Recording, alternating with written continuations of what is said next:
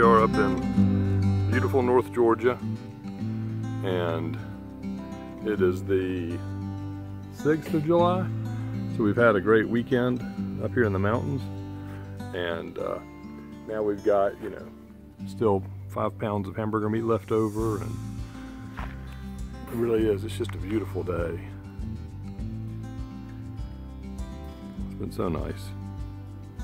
Anyway, what do you do when you have 5 pounds of hamburger meat left over and you're about to head back home the next day? Burgers.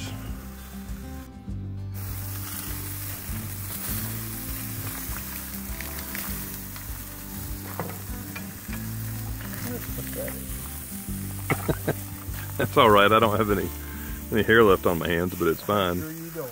What do you got there? Oh, some brats. Who are you talking to? Talking to you.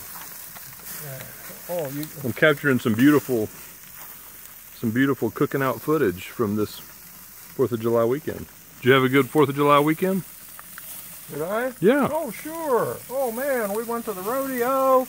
We went. Where did we take our chair? Oh, we went to see the fireworks. Best fireworks I'd seen since last year. There you go. It was great. It was great.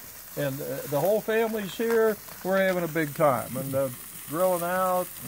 See, the important thing is the placement. You see, everything comes down to placement here. Yeah. Watch the hand. Go ahead. Okay. Watch how he does this. You see that?